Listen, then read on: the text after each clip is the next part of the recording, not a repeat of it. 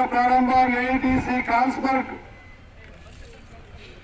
High tech, ಈ ಕಡೆ ಬಂದ್ರೆ ಪಾರ್ಲೆ ಆಗ್ರೋ, SKF, ಹರಿತಾ ಮತ್ತೆ ವೀರ, ಇಂಥ ಕಂಪನಿಗಳು ಬಿಟ್ಬಿಟ್ಟಿವೆ. ನಾವು ಬೇರೆಯವ್ರಿಗೆ ಹೋಗ್ಬಿಟ್ಟಿವೆ.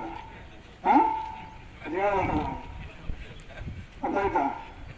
ಹಂಗಾಗಿ ಇನ್ನಿಷ್ಟು ಕಂಪನಿಗಳಲ್ಲಿ ಉದ್ಯೋಗ ಕೊಟ್ಟ ಮೇಲೆ ನಮ್ಮ ರುಚಾ ಕಂಪನಿಯವರು ಉದ್ಯೋಗ ಕೊಡೋದಕ್ಕೆ ಸಂಬಂಧಪಟ್ಟಂಗೆ ಸಾಕಷ್ಟು ಮಾತುಕತೆಗಳಾಗಿದ್ರು ಕೂಡ ಇದುವರೆಗೆ ಉದ್ಯೋಗವನ್ನು ಕೊಡಲು ವಿಫಲವಾಗಿತ್ತು. ಸ್ಥಳೀಯ ಕನ್ನಡಿಗರು ಅಂತ ಇಲ್ಲಿ ಕನ್ನಡಿಗರಲ್ಲಿ ಯಾರ್ಯಾರು ಮಾಡ್ತಾವ್ರೆ, ಹಾಸನದಿಂದ ಮಾಡ್ತಾವ್ರೆ, ಕೊಡಗಿನವ್ರು ಅವ್ರೆ, ಬಿಹಾರ ಎಂತದ್ದು ಗುಲ್ಬರ್ಗದವ್ರವ್ರೆ, ಶಿವಮೊಗ್ಗದವ್ರವ್ರೆ.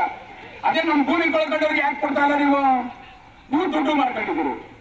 ಈ ಕೆಲಸನ ಕೇಳಕ್ ಬಂದ್ರೆ ಬಂಡವಾಳ ಹಾಕಿರೋರು ನಾವು, ನಿಮ್ಗೂ ಇದಕ್ಕೂ ಸಂಬಂಧ ಇಲ್ಲ, ಹೊರನಡಿಗೆ ಅಂತ ಹೇಳ್ತಾರೆ. ಈ ಅವಿವೇಕಿ ಮಾನವ ಸಂಪನ್ಮೂಲ ಅಧಿಕಾರಿಗಳು, ರುಚಾ ಕಂಪನಿಯ ಮಾನವ ಸಂಪನ್ಮೂಲ ಅಧಿಕಾರಿಗಳು ಈ ರೀತಿಯಾಗಿ ದುರಹಂಕಾರದ ಪರಮಾಧಿಕಾರದ ಅವತಾರದಲ್ಲಿ ಇವರು ಮಾತಾಡ್ತಾರೆ. ಈಗ ನೋಡಿ, ಈಗಾಗಲೇ ಏಷ್ಯನ್ ಪೇಂಟ್ ಅಲ್ಲೂ ನಾವು ಈ ಹಿಂದೆ ಕೆಲಸ ಕೊಡಿಸಿದೀವಿ.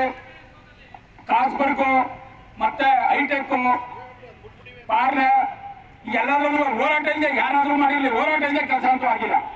ಇದೇ ರೀತಿ ಇದು ಒಂದು ಪಾಠ ಆಗಬೇಕು. ಇವತ್ತಿಗೆ ಈ ಹೋರಾಟ ಕೊನೆಯಾಗಬೇಕು. ಪ್ರತಿ ಒಂದು ಕಂಪನಿಯವ್ರು ನೋಡಿ, ನೀವೇನೇ ಮಾಡಿದ್ರು ಕೆಲಸ ಅಂತ ಉಳಿಸ್ಕೊಳ್ಳೋಕ್ಕಂತೂ ಆಗಲ್ಲ. ನೀವು ಕೆಲಸ ಕೊಡದೆ ಬೇರೆಯವ್ರನ್ನ ಕರ್ಕೊಂಡ್ಬಂದು ಕೆಲಸ ಮಾಡಿಸಿದ್ರುವೆ ನಾವು ಅಹೋರಾತ್ರಿ ಅನಿರ್ದಿಷ್ಟಾವಧಿ ಅವ್ರಿಗೆ ಅಪಾಯಿಂಟ್ಮೆಂಟ್ ಆರ್ಡರ್ನ ಸೆಟಲ್ ಕೊಡೋವರೆಗೂ ನಾವು ಹೋರಾಟ ಅಂತ ಮಾಡ್ತೀವಿ. ಆ ರೀತಿ ಕೆಲಸ ಮಾಡ್ಕೋಬೇಡಿ.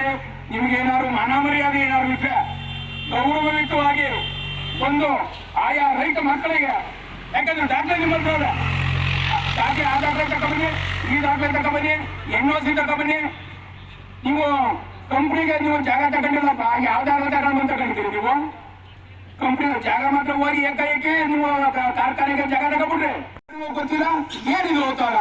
ಇದನ್ನೆಲ್ಲ ಬಿಡ್ಬಿಟ್ಟು ಗೌರವಯುತವಾಗಿ ನಿಮ್ಮ ಕಾರ್ಖಾನೆಗೆ ಸೇರಿರ್ತಕ್ಕಂಥ ಭೂಮಿ ಕಳ್ಕೊಂಡ ರೈತ ಮಕ್ಕಳಿಗೆ ಅವರಿಗೆ ಉದ್ಯೋಗ ಕೊಟ್ಟು ನೀವು ವಿಶ್ವಾಸದಿಂದ ಕೆಲಸ ಮಾಡಿ, ನಿಮ್ ಕಂಪ್ನಿನೂ ಉದ್ಧಾರ ಆಯ್ತದೆ, ನಮ್ಮ ರೈತರು ಉದ್ಧಾರ ಆಯ್ತದೆ ಅಂತ ಹೇಳ್ತಾ ಈ ಮುಖಾಂತರವಾಗಿ ತಮ್ಮೆಲ್ಲ ನನಗೆ ಎರಡು ಮಾತಾಡೋಕೆ ನನಗೆ ಅವಕಾಶ ಮಾಡಿಕೊಡ್ತೀನಿ. ಎಲ್ಲರೂ ಹೊಂದಿಸ್ತಾ ನಾನು ಎರಡು ಮಾತನ್ನು ಮುಗಿಸ್ತಾ ಇದ್ದೀನಿ.